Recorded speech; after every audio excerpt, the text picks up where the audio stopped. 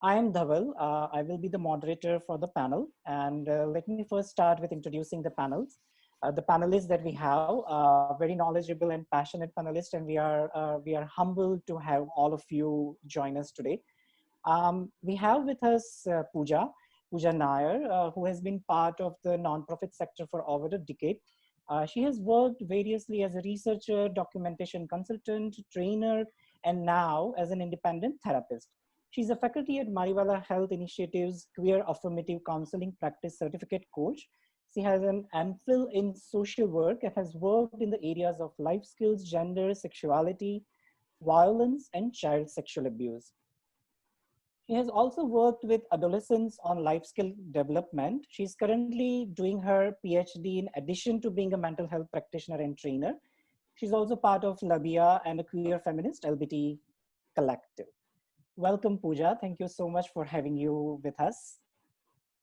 Thank you. Thank you. We have next with us Dr. L. Ramakrishnan, who is a public health professional and vice president at Sathi, an NGO working on inclusive healthcare, justice, and social protection for communities marginalized on account of gender, sexuality, and or HIV status. Thank you, Ramki, for being with us. Thank you. And lastly, we have with us Arjun Kapoor. He's a lawyer and a psychologist with the Center for Mental Health Law and Policy, Indian Law Society, Pune. After completing BA LLB from Nalsar, Hyderabad, he worked as a research assistant to the Supreme Court of India and subsequently with the Center for Social Justice, Ahmedabad, for developing socio-legal interventions on access to justice. Currently, he works with a range of stakeholders for law policy reform at the intersection of human rights, mental health, and suicide prevention in India. He's also a peer counselor for LGBTQ community. Welcome, Arjun. Thank you so much for being with us. Thanks, Dhaval. So I think before we dive into such an important topic, I just want to give a trigger warning to everybody who is listening. We understand that the topic of conversion therapy as practiced on LGBTQ persons could be triggering. And if you or someone you know who has survived of this practice, then listening to what we are going to talk about could be traumatic. Just to understand, just to counter that, we are going to share some resources on the chat window about queer affirmative practitioners that you can reach out to, or if you wish safe access to put you in touch with someone that we know very closely or we have worked very closely with, you can also email us at contact@safeaccess.co.in or message us privately in the chat window. All right, with that, I have my first few questions for you, Pooja. I think let's just start with understanding, what is this conversion therapy? And the word therapy, is it even a therapy? I mean, therapy, at least for me as an individual, it has this hopeful, aspect to it. And when we talk about conversion and then the word therapy next to it, I just want to understand what it is, what is the history, what has been its purpose. If you can just start kind of laying down the whole thing about what is conversion therapy. Yes. So thank you again for conducting a discussion on such an important topic, because Anjana Harish was not the first person that the community lost, but we're sure as hell hoping that there's no more, that we don't lose any more people to this. So the semantics of it, or what the word stands for, or what the terms mean, I think I'll come to that next. Firstly, I'd like to take us through what it means in the sense of what are the claims, where are the questions being asked, what are we looking for. We live in a world where conversion therapy is sought and offered. And what does that tell us about the kind of world we are living in? What it tells us is that there is an understanding of something as normal sexuality, and there is an understanding that there is all of it which lies outside of that is abnormal. And the funny thing about this normal abnormal classification is that the minute you label something abnormal, someone somewhere out there in the world is going to figure out a way to bring you to normal, is going to chart a route for you so that the transition can be made from abnormal to normal. Yeah, and therein lies the problem. And you're absolutely right in saying that the word conversion therapy is a terrible coinage, because first of all, the claim that there is something abnormal and then should be turned into normal, and also calling it therapeutic, when we actually know that it's plain and simple terms, it's violence. Yeah.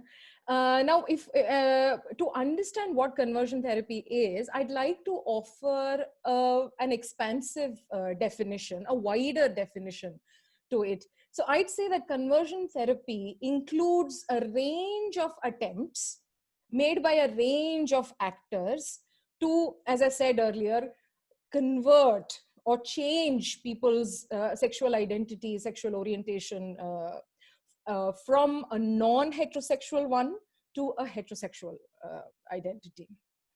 Yeah. And the reason why I am trying to talk about this in a wider sense is that many insidious forms of conversion attempts get missed otherwise. For example, forced marriages, which are in fact, rape is just another word then for forced marriages, rapes on queer women, many forms of, taking queer people to faith healers, using all kinds of multiple, all kinds of ways, be it talk or, just simply invalidating, shaming, many ways to convert. Yeah, this is not to take away from the culpability of the mental health establishment, which I'm sure much of the session is going to be about. It's not to take away from that at all, because the authority with which the mental health establishment claims that the journey from abnormal to normal can be made, and that there is something normal and abnormal, it's astounding, the faith and conviction with which some of those claims are made. So I'm sure we'll come back to mental health, to the mental health establishment and its complicity here. But before that, to say that it includes a range of efforts by a range of actors. And the third thing I'd like to say, to sort of sum up my bit at the moment, is that these therapies, quote unquote therapies, continue to be sought and offered because of largely two things. One is something I'd like to call academic legitimacy, or legitimacy within knowledge systems, that we can offer this to you. There is such a thing as normal sexuality, and all of us will figure out ways to make sure everyone fits into that box. There is certain academic legitimacy. There are numerous ways that within the mental health space that teach you techniques, in fact, to do that, to make that happen. So there is academic legitimacy. Textbooks, our curriculum, our training for counselors and psychologists continue to sort of hold that sacred. And then there is the social legitimacy. So I can put out a video saying I offer conversion therapy without absolutely any worry of backlash. I know that this video will find its way to people who are looking for this for their family. I know that I will be hailed as some sort of a savior. I have absolutely no fear. So look at the tremendous amount of social legitimacy also that we're talking of. This was just to sort of lay out the context, and I think maybe sure. We will be focusing largely on the mental health establishment as we go along. Yeah, so just to focus on that word that you say, the legitimacy. Now let's say that from a research point of view, from a validity point of view, and again, let's go back to academic research, or there are research on the subjects. What is the consensus, predominant consensus among the mental health practitioner community, not just in India, but also abroad? What about the validity of this idea that there is something called abnormal and there is something called normal, and then people can be fit into those categories, that you can change? I think the change of people's behavior is at the center of this whole idea of conversion therapy. So if you can just talk about, I'm sure there are, and we all are probably aware of as well, that is there a validity to this thing? So let me again say that the ways in which the social mingles with the medical is quite interesting, because and again, it's insidious. You may where science begins and where social ends is a very difficult line to draw, because our ideas of what is normal and abnormal continue to be socially informed. Yeah, we are defining and redefining abnormal and normal based on a number of socio-political, cultural factors. And in terms of validity, there have been studies in the past. Those studies were done with a particular intention. It was also to show that there is nothing to convert. There is nothing to cure. That was the reason why these validity studies were done. It was not to really check whether the methods work, but to ultimately show that there is nothing to change or nothing to cure. In fact, if you start sort of hammering at the validity of these studies, it's interesting. Some of the studies, the success was defined based on marriages, whether the queer people eventually entered cis heterosexual marriages, and that was to be an indication. And even as I'm saying it, it sounds absurd to me. I'm sure it sounds absurd to you. So that's as far as studies go and their validity. Yeah. So I mean, now at this point, I think I'm going to bring in our second panelist, Ramki, because you talk about that how the society has evolved and how the definition of normal, abnormal keeps changing, and the legitimacy that the society brings into it. And I want to ask Ramki that, you know, leading an NGO within the LGBTQ community space for a while, you know, what have you noticed as the prevalence of the practice, you know, coming from the society, as Pooja had pointed it out, that it has been sought after, and there is a certain social legitimacy that also brings in. So if you can just reflect on, kind of paint us a picture about what you have seen, what you have noticed the community go through, what is the prevalence of the therapy? Is it wider? Is it not wider? Who usually instigates this practice? You know, that would be nice for us to kind of understand the social, the community aspect of it. Sure. Thanks, Dhaval. And I will speak wearing multiple hats, and I'm not sure where one leaves off and the other one is put on. So yeah, apart from working from Sati, which is a non-governmental organization that works on health and human rights, I've also been volunteering as a peer counselor for maybe 2 decades. And I've also been volunteering for queer collectives like Orinam here in Chennai. So since 2004, which is when I relocated to Chennai, I have been hearing of people who have been taken by their parents, most of the cases taken by parents, to conversion therapy. And it's not that it's a new phenomenon that we're reading and hearing a lot more about it now, but it's definitely been around. And we also had the opportunity to intervene in a few cases and prevent people from being taken to therapy or getting them discharged before harm was done. I think what happened in 2018 with the Supreme Court, actually even before 2018, when after the Nas verdict in 2009, we had the Kaushal verdict in 2013, I believe, which reinstated, you know, the criminality of same-sex relations, regardless of whether it was consensual or not.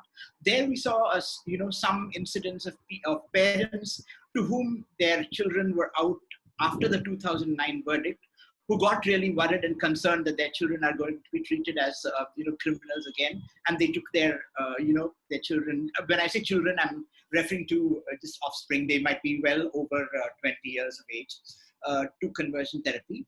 And again, after the 2018 verdict, you know, we had a lot of young people come out to their parents as queer or trans, etc.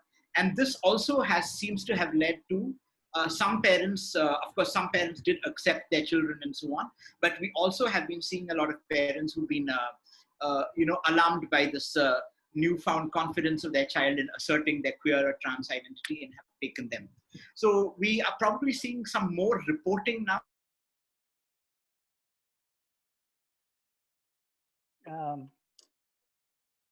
Ramki, we temporarily lost you. Are you still there with us?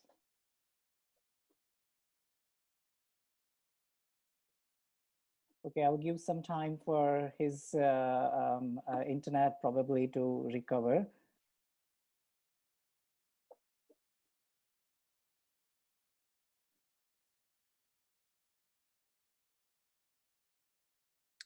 Okay.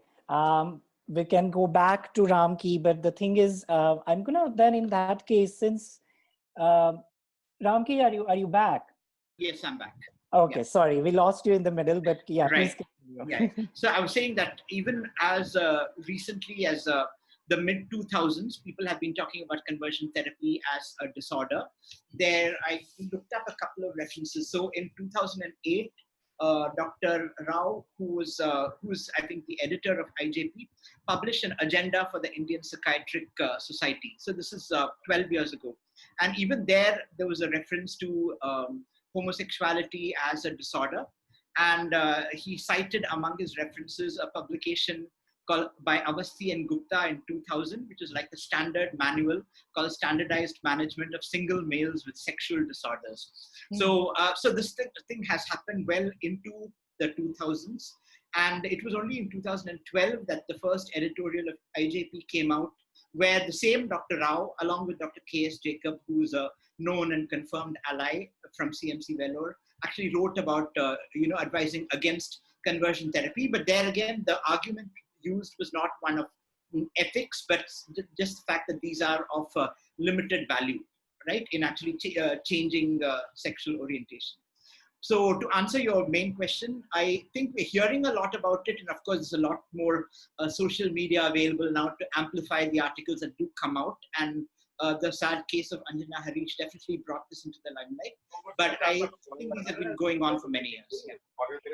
So the thing is, what I have been hearing, and this is when we were asking people to register for the panel, we asked them a question that what is this something that you would like to get out of this panel. Several people have asked, and you also mentioned that some cases when you came to know about it, you managed to convince the parents before the harm can be done. And I think if you can share, there are people who are asking that, how can we deal with the parents and the family, who somehow firmly believes that such a change in sexuality and gender identity is possible?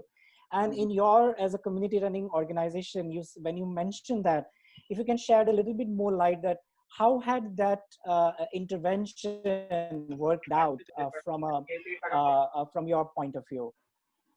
Okay.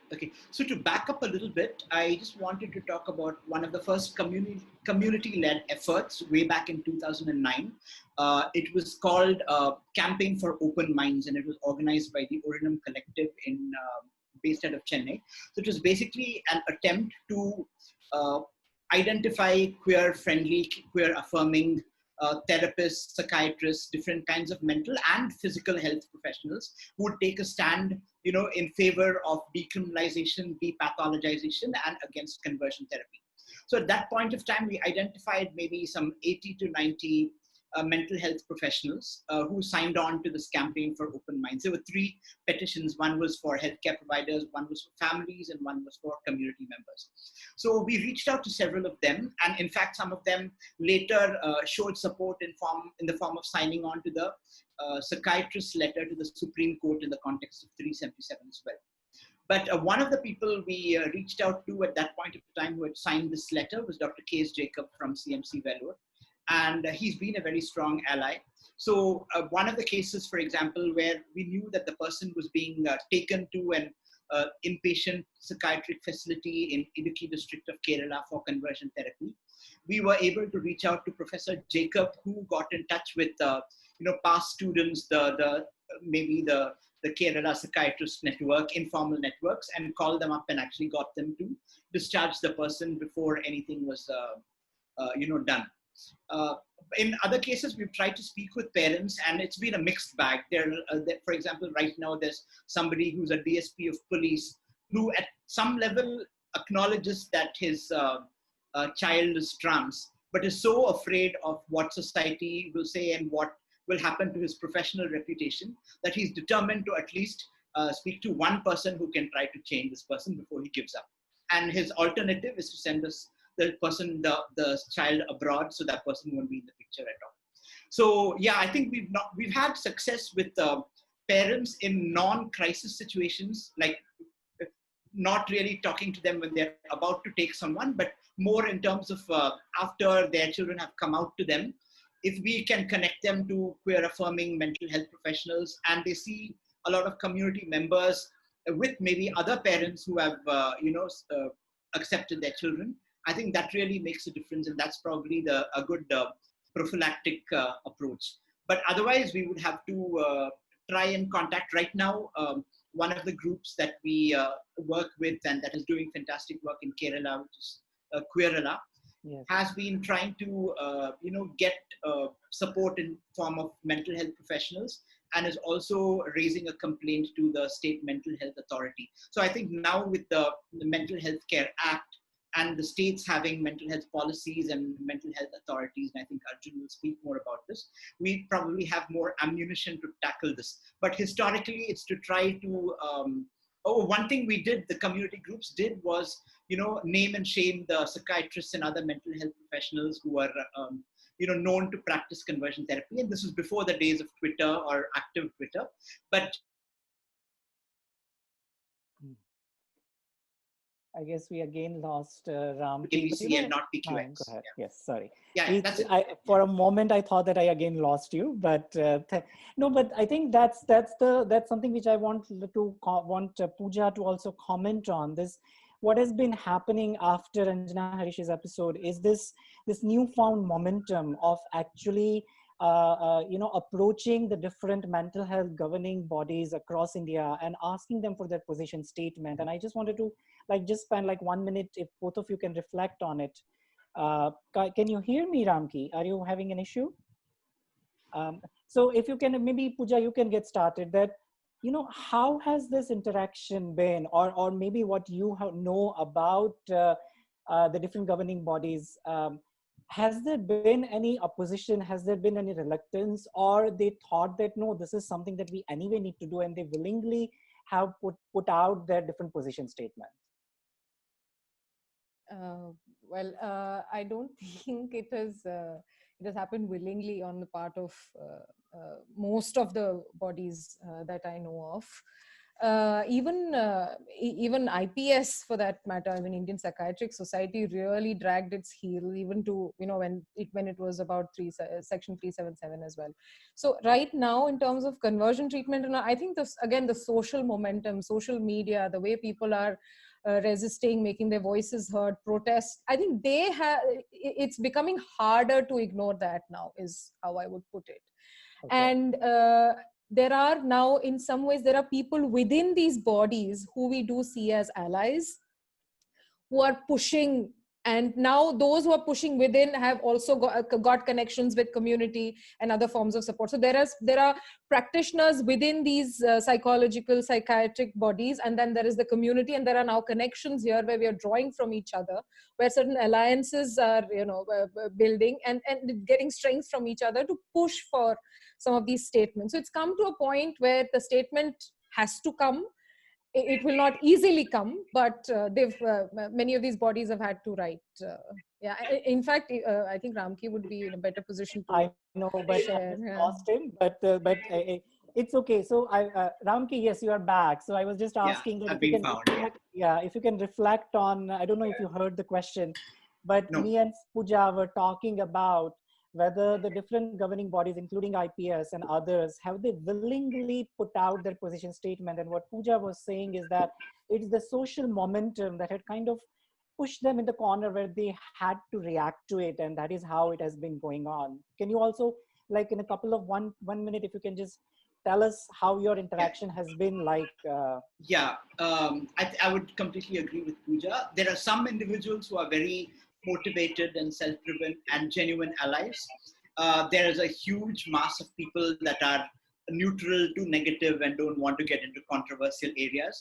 But now I think the fact that the IPS put out a statement just before the 377 verdict and led to them being mentioned in the 377 verdict is now giving probably some impetus to people to take statements. But I think all the letters we've had so far whether it's, the psychiatric social workers or clinical psychologists or psychiatrists, have been the result of a lot of prodding from allies, queer-affirming mental health practitioners, and, community members. So, and also, I think for the last 4-5 Ramki, your connection has been not that great. Are you back with us?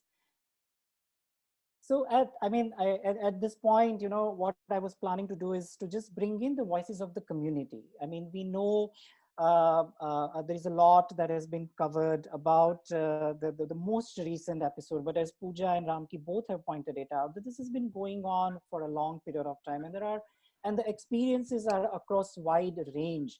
So I'm going to play a clip from one of the person who had been put through it and who had survived through it. And again, a trigger warning for our listener.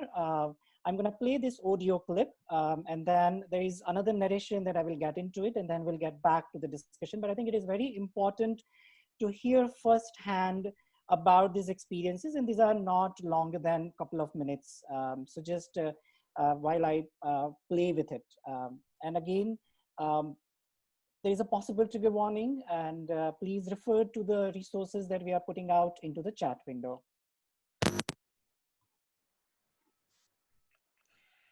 Conversion therapy के साथ मेरा experience हुआ when I was in class 8. तो मेरी class teacher, she was a psychology teacher. तो जब वो आई, उन्होंने क्लास में आते ही ब्राउन बोरिंग कवर्स हटवा कर उन्होंने स्टूडेंट्स को फ्रीडम दी कि अपने फेवरेट कलर्स का कवर चढ़ा सकते हैं. I was very much enjoying it.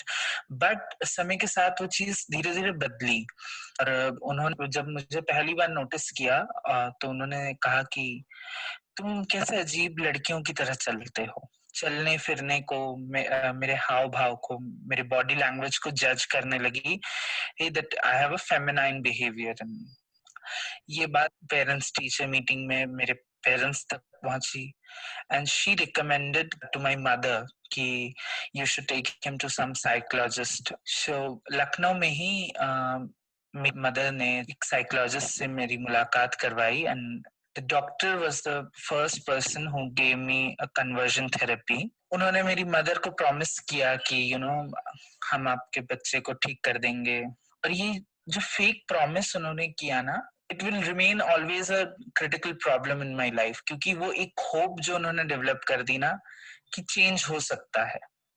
कोई बच्चे के माँ बाप के मन में हमेशा ऐसे भी कोने में कहीं ना कहीं रहता है, और जब एक डॉक्टर या साइकोलॉजिस्ट इस बात को कह देता है ना, तो वो उस चीज का असर और भी ज्यादा गहरा पड़ता है. तो उन्होंने भी वो चीज रिपीट की कि चलने का ढंग अलग है, बातचीत अलग तरह से है. फिर उन्होंने उसी समय मेरी सेक्सुअलिटी को भी जज करने की कोशिश की. वो मुझे जो है हेटेरोसेक्सुअल कपल्स के इंटीमेट सीन्स दिखाया करती थी, पिक्चर्स दिखाया करती थी, प्लस वो मुझे चलना सिखाती थी कि किस तरह से शोल्डर बेंड करके मस्कुलिन बॉय को चलना चाहिए. जेंडर स्टीरियोटाइप सिखाना कि तुम लड़के हो, तुम्हें इस तरह का होना चाहिए, इस तरह के होगे तभी तुम्हें लोग पसंद करेंगे. ऐसे में एक डॉक्टर या एक साइकोलॉजिस्ट का ये कहना कि तुम्हें ऐसा होना चाहिए मेक्स यू फील दैट हाँ आप बीमार हो, या आप में कुछ कमी है, या आप में कुछ प्रॉब्लम है. So it was a period कि मैं बहुत ज्यादा डिप्रेशन में चला गया, और मैंने सुसाइड अटेम्प्ट भी करने की कोशिश की, क्योंकि बार बार ये जताना कि तुम में कुछ कमी है, तुम कहीं से कमतर हो, कुछ करने का मन नहीं कर रहा था. बहुत होपलेस लग रहा था बट कि मैं कुछ भी नहीं कर सकता. I can not succeed in my life.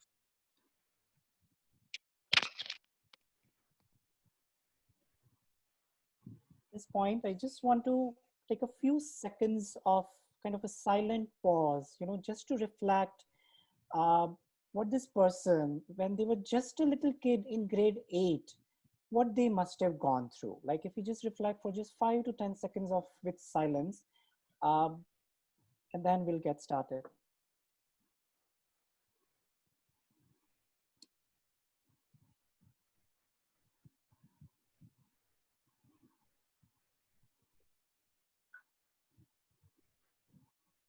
This next narrative that I have, we were not able to get the audio, so I'm just going to read out parts of it. It has a slightly positive outcome where the person had the agency to do something before the harm can be done. So begin quote, I was tricked by my family to visit a doctor, an endocrinologist who to get tested for thyroid. And during the checkup, the doctor asked me to take off all my clothes. After inspecting, he informed my family that my body is fine and all I need to do is to stop hanging with homosexuals and I will be okay. A month later, I was taken to a mental health hospital in Hyderabad, and there, first, we met a junior doctor psychologist who assured my parents that homosexuality is completely natural. Later, when we met a senior psychologist with whom we had a scheduled appointment, he told my parents that they can cure me of homosexuality, but I need to be hospitalized for 6 to 7 days and I need to sign a consent form that this is happening with my consent. The hospital or the doctor will not be responsible for anything. At that point, I somehow managed to run away from the hospital. And the same night, I ran away from my parents' home. End of quote. The range of experiences that people are going through. And the key question that keeps coming over and over, and so many of the people who have registered for this panel, and now at this point, I want to bring in our third panelist, Arjun, into the conversation. The question that everybody keeps asking, what is the legality of this thing? Is this even legal? Why these things keep happening in India? What about the question of criminality? Can the people who are still practicing it, is there any mean for for those who are subjected to it? How can they go after them? How can we hold them accountable? So Arjun, as a lawyer and also as a psychologist, if you can also reflect, what was your reaction when you heard about Anjana Harish's death? What you just heard about the two other community members episode, and then if you can just paint a picture for us about the legality, then that would be a good way for us to go into the next phase of our panel discussion. Sure, thanks. Thank you, Dhaval, for all those questions. Well, to start off with my reaction to Anjana's death, well, of course, it was, I mean, it's incredibly painful. And not just that, but I think it was infuriating. I think a lot of us were just extremely, extremely angry and frustrated at what happened. And also with the knowledge that there are probably so many of such cases which are happening, which never get documented, right? And one has heard various narratives over time about people who've been subjected to these practices.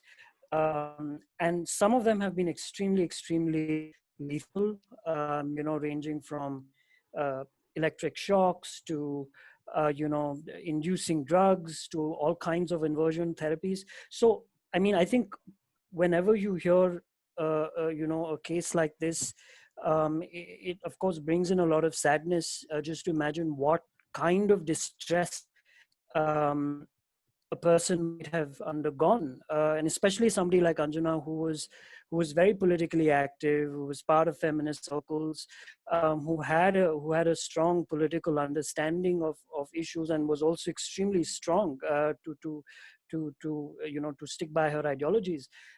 It just makes you think, I mean, how much of distress would such a person be put under by the entire system, which is not just the mental health professional, the establishment, but also her family, that she would have been driven to sort of take a drastic step. So it is extremely distressing. Coming to the whole issue of legality, I think, I mean, first of all, it's important to understand that the debate around conversion therapies has been active for quite a while now, since the 1970s. If you want to look at it from a more institutional perspective and see how institutions have been responding to it, and so, I mean, of course, before 1973, when the American Psychiatric Association actually removed homosexuality from the DSM, there were a few studies which were done, which went on to sort of establish that conversion therapies were, I mean, they had no validity, that homosexuality itself was not a mental disorder, was not an illness. It actually took the Stonewall riots in 1969, um, which in many ways led to a mobilization of the LGBTQ movement, which eventually put some kind of pressure on the American Psychiatric Association. And it's very interesting if you look at the history of how this came about, and just also to respond to your earlier question about um, whether these institutions have really, you know, the ones who've come out with position statements, have they really responded of their own accord, or have they come under the pressure of social advocacy and movements? It's interesting that what the run-up that led to the American Psychiatric Association removing homosexuality from the DSM consisted of a lot of protest from the LGBT movement, um, many instances of people from the LGBT community going to conferences, disrupting them, literally going on podiums and raising their voice, and holding the psychiatric and medical establishment to account, and that in a sense put a lot of pressure on the APA to remove homosexuality. Of course, there was a bit of politics there, because 1973 is when they removed homosexuality from the DSM, but they still retained ego-dystonic homosexuality, which eventually went out in 1987. And then in 1992, you have the ICD, which is the International Classification of Diseases. Just for people who might not be aware, the DSM and the ICD are two diagnostic manuals which basically assist psychiatrists in diagnosing mental health conditions. So they basically consist of a range of mental disorders and the symptoms and the parameters to diagnose people for those disorders. So in 1992, the ICD removed homosexuality, but it has still retained ego-dystonic homosexuality, and we'll come to that. We'll come to what it means. So the debate has been going on for a while. In India itself, if you look at the history, you've had a range of studies which were done from the 1980s. And as Pooja pointed out, a lot of these studies were very problematic because methodologically they were flawed. Their whole idea of how to measure success of conversion therapies itself was inherently flawed and raised severe questions about how do you actually understand sexual orientation. I mean, it's perfectly possible for a person who identifies as gay to still engage in penovaginal sex, sexual intercourse. So just because a person is having penovaginal intercourse, does that really mean that they have been converted to heterosexuality? So there were a lot of issues that sort of ranged around this. And of course, we know in the 90s and so on, the whole legal movement then began with the Naz Foundation judgment eventually in the High Court, which came out, and which actually was, as we know, a very progressive judgment, because it was founded on strong, rational, and scientific principles about homosexuality not being a mental disorder. We know what happened with Suresh Kaushal, and eventually then we came to Nafte Johar, which was really a watershed moment, not just because it decriminalized Section 377, which in many ways had been for the longest time the hindrance to looking at conversion therapies from a frame of illegality, because homosexuality itself was considered illegal. So how would you then question conversion therapies, right? But what Nafte Johar and the Supreme Court did was not just decriminalize Section 377, but they actually based that judgment on very sound jurisprudence around the issue of homosexuality and mental health, right? And one of the fundamental principles that the court established there was that homosexuality is not a mental disorder, right? And it went back to the APA's statement, it went to the IPS's statement, but it also looked at the Mental Health Care Act of 2017. And the mental health, and it relied on the Mental Health Care Act's provisions to actually to hold that homosexuality is not a mental disorder, because of how the Mental Health Care Act obligates mental health professionals to diagnose mental health problems, right? So if you come to the Mental Health Care Act, and this is basically a legislation which regulates mental health care and treatment in India, and it also provides for the right to access mental health care and treatment as a right, as a statutory right, which is a big deal given the fact that in our country we don't have a right to physical health.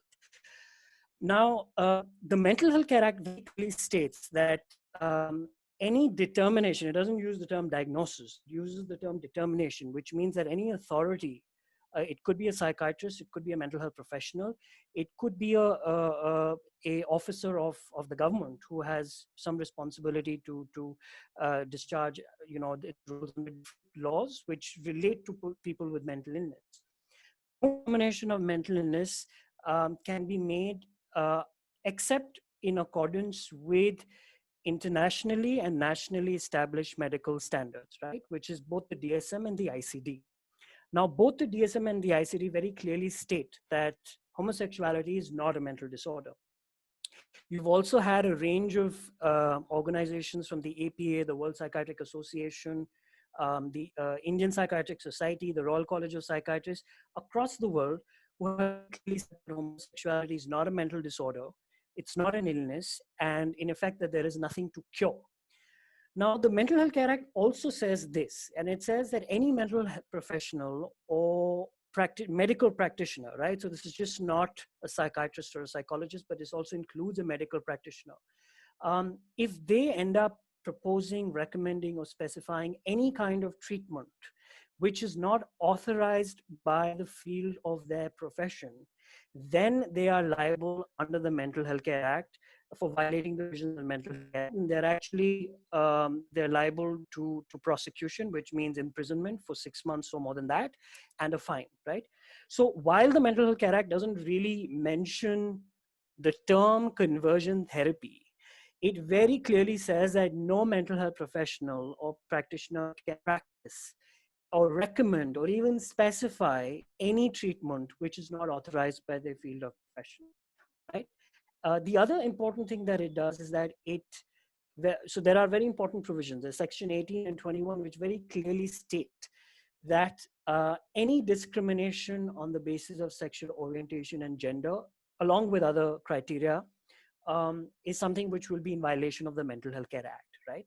So these are fundamental, not just anti-discrimination provisions, but these are actually provisions which provide an inroad to actually creating a legal case in the courts in accordance with what the Supreme Court has now said. And the Supreme Court has said so much in so many words that counselors, instead of trying to cure something which is not an illness or a disorder, must actually be focusing on facilitating acceptance amongst people of the LGBT community so that they can come to terms with their identities and live the life that they actually want to live. So the court has, in so many words, actually laid this down. So what we have effectively is now, post Navtej Johar and Section 377, we have constitutional jurisprudence, which says that right to sexual orientation is a fundamental right. It's a fundamental right to privacy, identity, decisional autonomy, that I can take decisions about my own life without the intrusion of the state, right? And at the same time, you have a statutory framework, which is very clearly saying that any practice which is against established standards of a profession are illegal and liable to be prosecuted. So then the question is this, that it seems that we do have certain acts as well as certain judgments that sets the precedent that what is happening in terms of conversion therapy is probably on several grounds are violating people's rights, as well as it could be considered even illegal, but the practice continues. So the question is, do we need a new law that explicitly makes this certain kind of an offense in order to put pressure on those who are actually practicing it? Because one thing which I have learned recently, I attended a seminar by Amritananda, and which was organized by Sathi, and I was surprised to learn that in India we have so many laws that actually even some of the laws are quite friendly to LGBTQ people in terms of discrimination and all of it. But the problem is its implementation or its enforcement is never there. So now if we were to just stick to the conversion therapy, the question that many of the people who are in the audience right now on the panel who have asked the question during the registration, do we need a new law? How can we make this as an offense? And how is there, from a legal standpoint, how can we stop this practice? Sure, I think I kind of agree with this position. I think we have enough laws in place, Dhaval, and I think it's important to understand first of all that enacting a law in this country is decades of work. Okay, it's an immense lot of work. It often emerges from social movements. It involves a range of stakeholders and balancing competing interests. So consistent advocacy.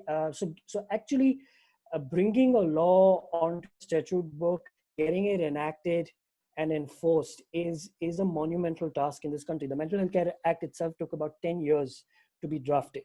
So at the first blush, I'm really not in favor of advocating for a new law at this moment, because I feel we already have a pretty strong legal framework in place. I think the elephant in the room is the question of implementation, and how do you really get the entire legal machinery activated. And I think this is something which is just not specific to mental health law. I think this is characteristic of all rights-based legislations in India, from the right to information, the right to food, the right to employment, right to education.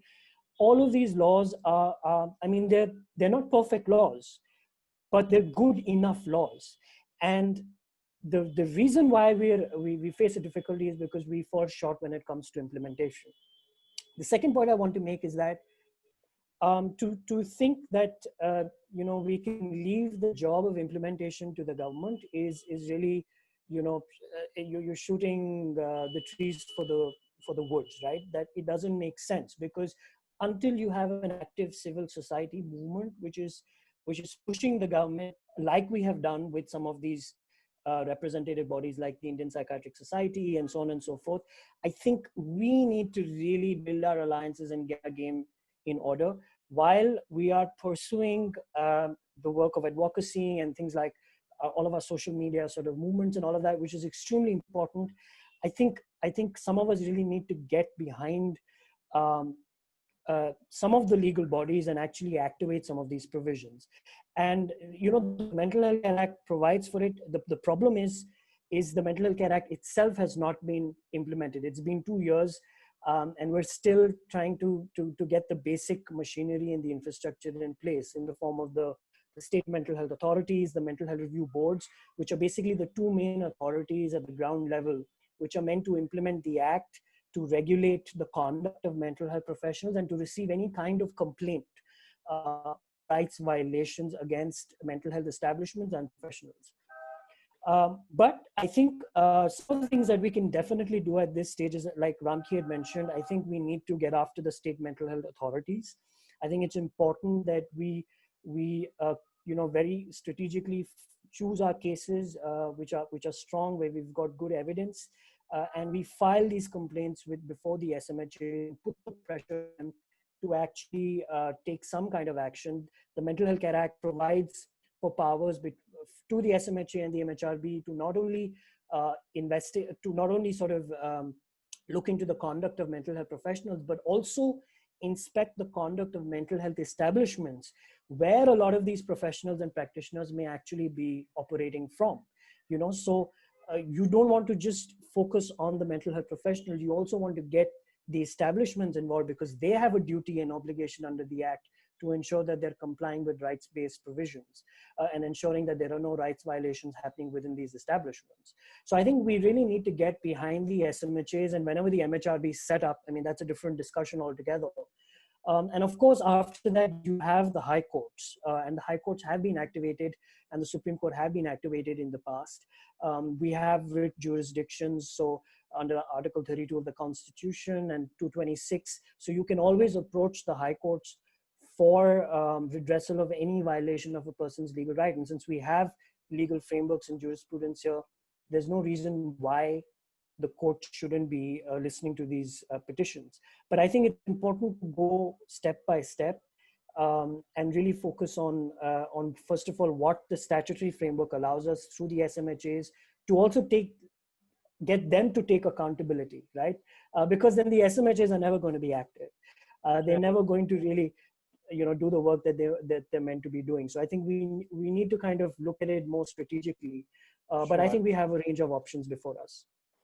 So Pooja, would you like to reflect on what just Arjun was talking about? That there are associations and there are governing bodies who has a role to play along with the civil society in order to create an atmosphere, create an environment where the mental health practitioners are aware, they know, and there is a way we can kind of lead towards a more equitable India for LGBTQ. So if you can just kind of make a closing statement about what you think from a mental health as a queer affirmative mental health practitioner, what you think the community of mental health practitioner needs to do, what we need to do to arrive at there. And then I'll ask the same question to Ramki. I'm not sure if Ramki is with us, but please go, Pooja.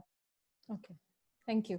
So before I respond to your question directly, I just wanted to say thanks to the two people who shared their experiences. I think both of them have shown immense fortitude in sharing stories. And I say this because it's important to underline the way the marginalized talk about their experiences, because very often that's all we have. I may not have the 5 peer-reviewed journals for you saying this is wrong, but can you listen to the voices? Because that will never come to me as well. If I'm in the margins, you're not going to find proof of my oppression in the center. So when people share their stories, when people from the margins share their stories, that's all we often have to go on. And I think it was powerful that two people here were able to share intensely traumatic stories, and also to just reflect on how very often we need stories to shake our conscience, and that's really unfortunate, because there is no sense of a rights discourse in this country, because historically we're just such an unequal society, and so we need those details to actually even think of the marginalized as humans. And that's again another unfortunate part of it, because I wish that we didn't have to constantly sort of tell our tales of pain, and then so again huge gratitude to the two people who shared today, two people from the community who shared their experience. And the second thing is, as a queer affirmative practitioner, it's been an interesting journey as a practitioner, because I am a queer person, I'm a queer woman, I identify lesbian, and I am drawing legitimacy here from a discipline that's historically seen me as abnormal. Yeah, so I'm part of in some, and then trying to sort of raise some of these questions from that location as well. So in queer affirmative work, so much of it has come from questioning from the community, questions from allies, questions from practitioners like me. I'm not the first queer person who's part of the mental health space. So all of these questions have led to a certain sense of, I'm hoping that there is a certain sense of responsibility within the practitioner, within the community of practitioners, because I really think it's upon them to inform themselves. If they see that as mental health practitioners, psychologists, psychiatrists, counselors, they are colluding in a system of violence, they are actually complicit, they are in arms with a system that perpetuates violence, then I'm thinking that might be a point in time to just stop in their tracks and figure out how to not be part of that. In what ways do they question their discipline? In what ways do they question their practice? In what ways do they want to question prejudice? Yeah. Because ultimately, I think those who are in positions of power and influence will have to do the work of not being part of an oppressive system. So I think as practitioners, it's important to equip ourselves not just with knowledge, because personally, I think knowledge is the easier part of the struggle. Knowledge can be provided. How do you deal with your prejudice? How do you deal with your biases that find sanction everywhere? The conviction people have in their biases is far stronger than the conviction they have in their knowledge. So I continue to want to talk about the biases and prejudice. Yeah, knowledge I can figure out. I can work with that. but what do we do with biases and prejudice? So I think it's as a closing statement, I'm just hoping that we do not let up on asking accountability of these extremely influential, powerful systems that try to control and regulate lives in this very violent manner. No, thank you, Pooja. We had a lot of debate within the organization that should we bring in the voices of community or not as a part of this panel discussion, or we should just kind of put them aside and just talk about the conversion therapy. And I think in the end, we decided that it is very important to hear people telling their own narratives, telling their own stories, because we have to paint a picture. We have to understand the urgency of it. We have to, the empathy would come from everybody who is currently listening to this panel if they listen to the story in a first person narrative rather than any one of us talking about it from a different perspective. So it was a very challenging decision for us to do, because we knew that it can lead to people who are survivors, who are listening to the panel, the memories can come back and it can lead you to a trauma. So, but thank you for acknowledging it. And I absolutely applaud the two people whom we have reached out, and they willingly shared their story. I think it added a value to the urgency, that the work that we all are kind of geared up to do right now. So thank you so much for that. And to counter the other point, that it seems to me that it's the society, it's the civil society who has to create that kind of an atmosphere within which, because the mental health practitioners are practicing within the same society. So they bring in their biases and prejudice from the same society into their practice. So that is where community also comes into play, that as a community, we have to build the awareness, we have to keep fighting for our rights, we have to keep holding these people accountable. And this is where I would like to bring in Ramki back into the panel discussion. That Ramki, if you want to talk about that, what you think as an LGBTQ community organization, as a part of the community, what we should be doing, try to kind of put an end to this practice. Okay. Several things. One is continue to play the watchdog role of identifying who are the doctors and mental health professionals practicing this. Circulate lists of people to be avoided. If possible, if we are able to, if we can bring ourselves to do it, contribute case studies that can be useful for the filing the cases. And again, I'm not saying everybody ought to do it, but if people can, it will be really powerful. I also wanted to flag one issue that mostly we've been talking about conversion therapy in the context of sexual orientation change. And even the recent IPS national statement has come out only about sexual orientation change.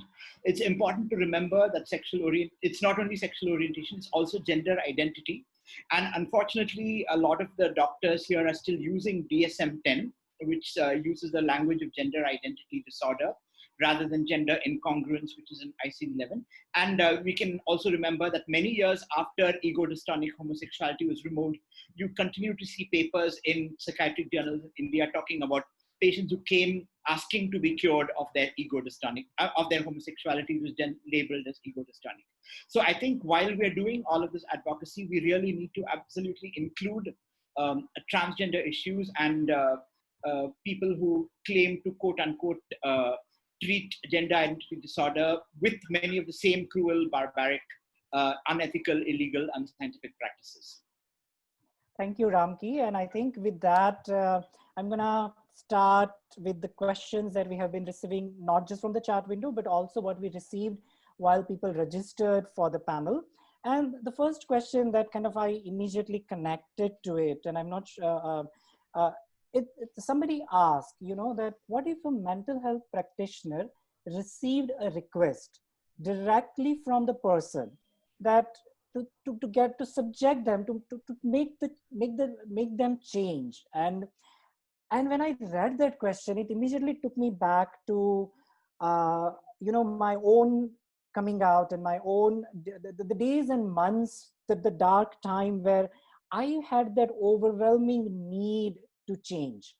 And I wanted to kind of, and I didn't know that there is such a thing that existed at the time. And I don't know if at that point in time, would I have approached somebody? But I think it's a very valid question, because think about how many of us would want to be different and be subjected to the kind of the harassment and the abuse that we go through, the bullying that we go through in our formative years. So the question is very valid from a mental health practitioner point of view, and any one of you can reflect on it, Pooja, Arjun, or Ramki. But I think it's a very strange question, but I think it's we need to address it. That what do you do if a person approaches you for it? Yeah. Arjun, would you like to go ahead in terms of the law? Sure. So as far as the law is concerned, I think it's very clear that the obligation on a mental health professional or a medical practitioner is not to provide any treatment or which has been, or therapy which has not been authorized by their profession. So I think the obligation on the mental health professional is very clear.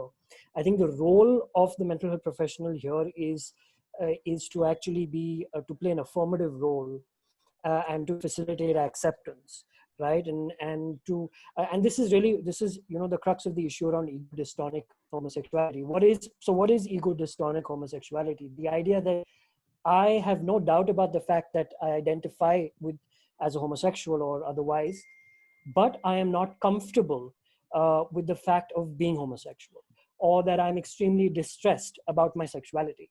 Now, it is possible that a lot of mental health professionals will use this as a defense to say that the request came from the person, right? And as a mental health practitioner, my duty is to cure the person of their distress. And that's likely to be the defense for a lot of mental health professionals. I think we need to be very clear here that when it comes to ego dystonic homosexuality or even gender dysphoria, the issue is not with the fact that the person identifies with a certain gender or a certain sexual orientation. The distress is coming from the fact of not being able to manage it because of the external influences and the stresses and the discrimination that the person is experiencing because of it, right? So ego dystonic homosexuality is not about a pathology in the individual. It is about pathology in social structures, which creates a sense of distress. And I think that's a really crucial point that we need to be driving forward in our advocacy and our interventions. But from a legal perspective, I think even if a person comes from the front to ask or request for this kind of a therapy, the legal obligation on a mental health professional is to not provide that therapy, but to actually facilitate affirmative psychological interventions for that person. Right. I actually was wondering about this because in the United States, where a few states have banned conversion therapy, it's been banned for minors, which made me wonder also the same thing that Dhaval asked. But I think the Mental Health Care Act, as you said, clearly states that if it is something that is not a legitimate, therapy from a scientific or a medical perspective, you ought not to be practicing that. So so I guess the verdict is that the professional has to be affirming, help the individual really accept their own diverse gender or sexual identity. Pooja, would you like to add anything? Yeah, so what I'll add to what has already been said in terms of the law is that largely within counseling, there is this, and it comes from the humanistic school of the idea of being client-driven in your process. So you follow, you respect the client's agency, you follow the client's hopes and dreams, the client's decisions. The client is at the center of the process. It's client-driven. Now, if I as a therapist say that I am providing this because I'm client-driven, we will have to start complicating the question or the request of conversion itself. So to understand then that where is that request or that ask, where is it coming from? Is it coming from me feeling that life as a queer person is difficult and I'd like it to be a little easier? So if that's the case, I mean, how do you force someone for wanting to have an easier life because of the challenges that being queer brings? And if that's the context of the question, then I think the responsibility has to shift from the person who is asking to the person who is offering this treatment. And then for the practitioner to see that if they provide this because of any number of reasons that they might justify, what they're actually doing is not working in the not working to promote the well-being of the client, but actually only upholding social prejudice. They're only, again, colluding in violence. So if the client's well-being is part of your agenda, giving everything that the client asks is not something any practitioner does anyway. Yeah, all of us are trained to also recognize harm.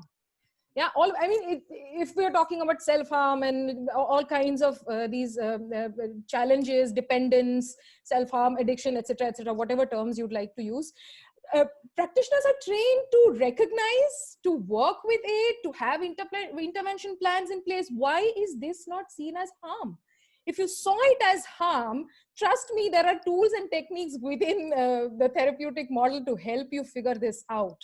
But as long as you do not see it as harm, as long as your prejudice does not allow to see what harm this would cause your client, you will continue to hide behind the client-driven defense.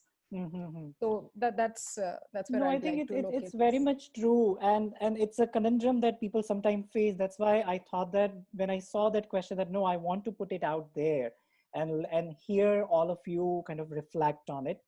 Another question that a person had asked was kind of about intersectionality, and like the question is more like, does the support or opposition regarding the conversion therapy differ along regional, socioeconomic, caste, and religious lines? I don't know if we have any data to kind of talk about it, but if any one of you have anything to offer, or if you have seen certain things, then we can take this question, otherwise we can go to the next one.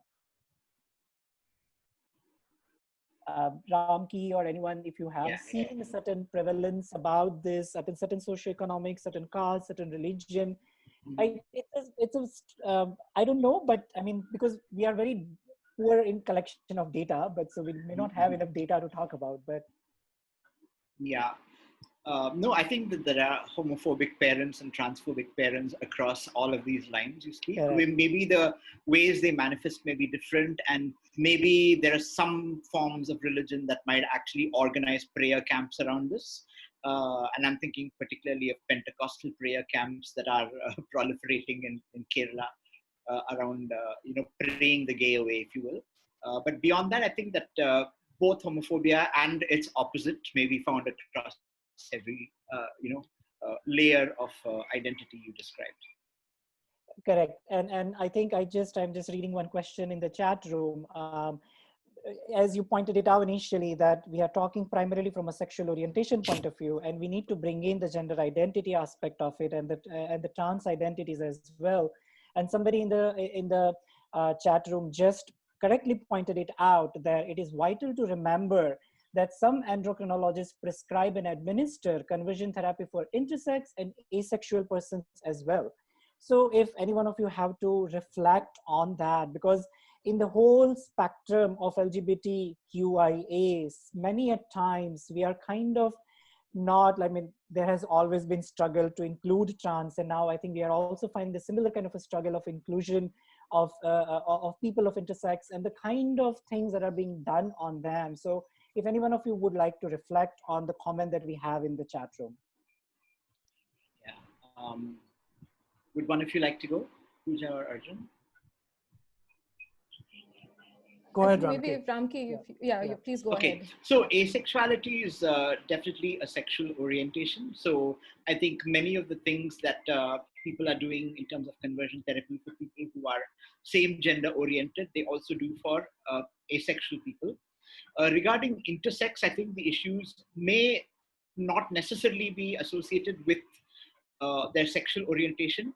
There is a practice of, quote unquote, genital normalizing surgeries done on intersex infants born with ambiguous genitalia. And the intersex movement is all about making sure that if it's not a life-threatening condition, don't do this and wait till the individual is old enough and the individual has evolved a gender identity and is, then you discuss the surgeries that need to be done. But having said that, I know people who are intersex and queer identified, and conversion therapy, similar to what's done for a gay person, is also done for them. And this is for sexual orientation. But otherwise, I think the issue of conversion therapy for intersex people is a little bit complicated about what you're trying to change, and if it's a physical alteration of genitals, etc. Again, depending on whether it is a life-threatening condition or not, a lot of the intersex variations are not. Then the advice is to not perform those surgeries. I don't know if they are called conversion therapy. Yeah. Okay, fair enough. So to come in here, if you don't mind, just I had a point to add. Sorry, please go ahead, Arjun. Sorry to cut you off. No. Thanks a lot. No, I just wanted to bring an important dimension again from the law over here, and I think it's important as a takeaway for people who are attending this and who will know. I mean, for the discussion is, I think so. The law is, and I'm talking about the Mental Health Care Act, makes it very clear that for a person who has capacity to take decisions, right, on their own, regarding their own mental health care treatment and decisions. Informed consent is extremely important, right? So if the person, and this is something which applies to it's an ethical issue, within the medical space, is that if a person, an adult who is competent, who has so-called capacity to give decisions, does not give informed consent for a particular kind of treatment, then the medical practitioner, the mental health professional has to respect that decision, right? The law also says that if such a decision that the person is taking may appear as a wrong decision or as an inappropriate decision to the mental health professional or practitioner, that itself will not be a ground for going against what the person desires or wishes for, right? So I think this is something which applies across the board for people of all sexualities, genders, and across the spectrum, that any kind of treatment which is being provided to you, if you do not give informed consent to that, then the law protects your interests there. And any professional who derogates that and goes against your own consent is liable to be prosecuted.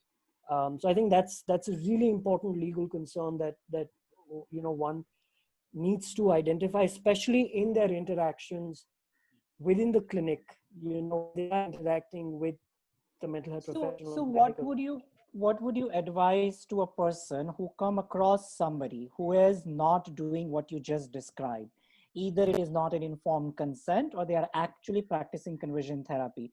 What do we need to do? Let's say if I come across somebody or somebody has been put under it, or I come to know about it, what we need to do?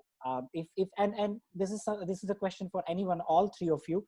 So from your point of view, if you can point out, should we reach out to the local mental health practitioners governing body? Should we reach out to some legal body? Should we reach out to certain community organizations? If you can lay out, then I think that would be kind of become the steps that we as a people can take pretty much immediately. Sure. I mean, the first thing is to get in touch with a lawyer or a legal representative who can represent your matter. In terms of the law, I think the first step is to approach the state mental health authority. Ideally, it's the mental health review boards, which are boards which have been set up are supposed to be set up at the district level. And these mental health review boards are basically quasi-judicial bodies. They have about 6 members on them, which includes a district judge, a person with mental illness, a psychiatrist, a medical practitioner, so on. And the mental health review board is supposed to hear a complaint, and you can file a complaint in any manner. You can file orally or you can send in a written complaint. And then the MHRB is supposed to take a decision based on, it will conduct a proceeding, they'll probably ask for some kind of evidence, and then it will pass its decision. Now, in the absence of the MHRBs, because our state governments have still been sleeping, and I'm not aware of any state which has still established an MHRB yet, or in a functional sense. In their absence, I think the first body that you'd want to go to is the State Mental Health Authority, which is a state-level regulatory body, which has a range of members, which include both members from the government, members from the mental health professional and civil society. And the idea is to issue a complaint, to file a complaint with them and say that, this is, I have been subjected to this kind of a practice, which violates this provision of the Mental Health Care Act. And we are looking for this kind of a redressal, which is to initiate proceedings or prosecution against the person who's involved, to initiate an inspection or an inquiry into the mental health establishment where the person is functioning, and to take any other matter to take any other measure under the law to ensure that we get justice and that our complaint is redressed. Okay. In the absence of any response from any of these bodies, let's assume that none of these bodies respond to you, then there's always the option of going to the high courts and filing a writ petition over there, as has been done in many cases. Okay. So that's what I would suggest as far as the legal process is concerned. There are a couple of more interesting questions in the chat room. One was about that you mentioned about consent. Now, how do we know if the informed consent was coercive or not coercive? And how does the law ascertain the same? That's one of the questions that somebody had asked. So, I mean, that's a tough question to answer. I mean, there is no straight answer to that. Consent is a very vitiated, a very debatable, contested, sort of a conceptual concept across different contexts. The law does lay down certain parameters for what is informed consent. And these parameters are that one, that the person from whom the consent is sought to be taken is provided all of the information which is required for them to be able to make a decision, that this information has been given to them in a language and in a manner which is easily accessible and understood. And third, that they are allowed to communicate this decision in any manner possible, right? And this is important because there could be people who might, for various reasons, might have a slightly impaired decision-making ability where they might require some form of support to express their decision or take a decision, right? So informed consent means I am given all of the information that I need to and the support that I need in order to take a decision and give my consent, right? So technically that is what is known as informed consent. And of course, the usual things which are considered in the legal sort of context, which is that there should be no undue influence, there should be no misrepresentation of facts, that you should be told things factually which are correct, that nobody should be, you shouldn't be forced to take a decision or threatened to take a decision. So I think these are general rules, ethical rules around informed consent, which are practiced in any context. If there is a dispute around this, then it is up to the Mental Health Review Board or the courts to then determine whether or not the consent taken was informed consent or was there force involved. And then there are proceedings involved. So the board will look at evidence, it will look at witnesses, it will question both the parties, and it will then come to a decision if there is a conflict about whether the consent was taken freely or not. Okay. So the last couple of questions, and then we will wrap up. They are related to the role of parents. Many at times it's the parents who bring their child to a mental health practitioner the moment they come to know about that there is something different about them. So there are multiple people have asked the questions that if it's a minor, and then what should we do? What should be the MHP should do? The mental health practitioner should do. Somebody had also asked that, how far do we have to live within the authority of the parents? What are the rights here in terms of if they are not adult and if they are minor? So I'm just mixing up multiple questions into one, but the key idea that I'm trying to bring out from the people who are asking this question is, if I got pulled in by my parents to a mental health practitioner, what do I do? And any one of you can answer, please. I think Pooja, Ramki, Arjun, please just jump in. It's for the entire panel. I've asked a similar question about minors where the parents want the MHP to change their children. And also I've come across of cases where the state, under the Juvenile Justice Act, the Child Welfare Committee gets a child, gender non-conforming child who's run away from home. And the Child Welfare Committee decides that the child's gender non-conformity is the problem. And the problem can be solved by pulling in a psychologist to quote unquote cure the child. So there are these cases also that we've seen. So yeah, I don't have answers other than sensitizing them on a case by case basis. Okay. Pooja, would you like to go? Because I have a response, or I can go after you. So then I'll just say my piece then. So as mental health practitioners or therapists, it's very challenging to work with children, because of course the guardians, since they're not 18, the guardians, by most often parents are the authority, the be all and all of all decision making. I think for an individual practitioner, it might be important to think of what can you do in that limited interaction that you might have with this person, with this young person, child, young person, or adolescent who is brought to you. Because very often if so this is also coming from another challenge that I have experienced in my work, is when clients have in my work with queer clients, they have very often said that, I don't think I will be able to bring my parents here, because since you are clearly aligned with me, they are not going to trust you. Yeah, so they may never want to talk to you. They may think that you are not you're not the right person, you're not the right professional to take this to, whatever their distress is because of their child's queerness. So then engaging with parents is an extremely challenging matter, and therefore we might be working within certain limitations in the sense of time and engagement. You might get, and if it's a child within an institution, then even less time with the child. So in those 10 minutes as an individual practitioner, what can you do for the child? What kind of strength or hope can you offer that child in that moment? Because also, I mean, queer trans adults who are queer trans children ones who have engaged with a lot of homophobia, transphobia, have figured out certain ways in which they have preserved their queerness despite an extremely unaccepting environment. Yeah. So to again even see children as persons with agency, to really be able to be that one voice perhaps in their life that's affirmative. If you get 15 minutes and 15 minutes to say perhaps that you are normal, there is nothing wrong with you, all genders, all sexualities are normal, but I can see that the world is not accepting of you, but that's on them. That's on the world.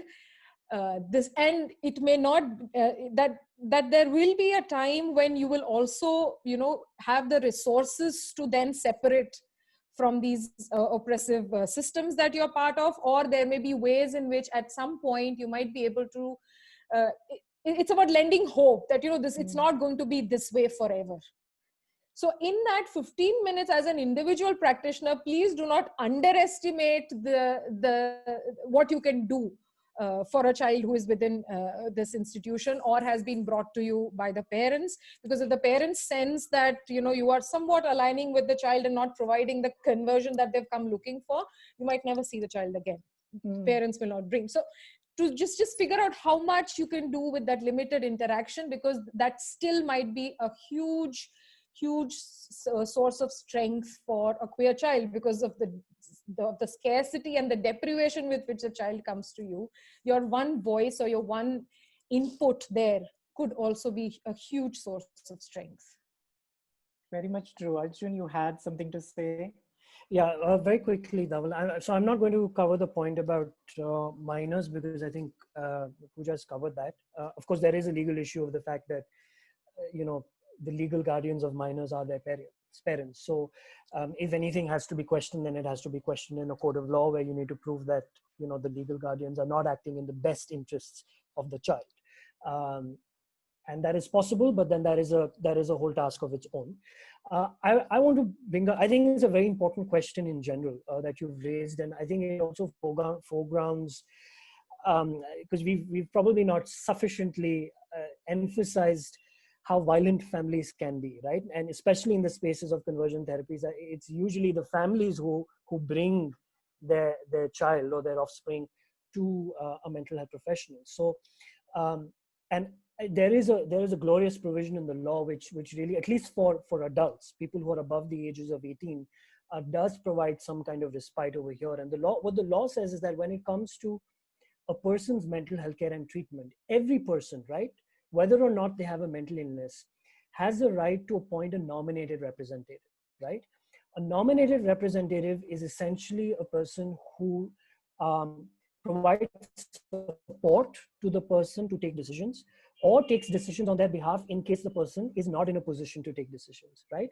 Now, the law says that any person, as long as they're above the ages of 18 and they're competent and they have capacity, can be appointed as a nominated representative. So it does not have to be a member of the family, right?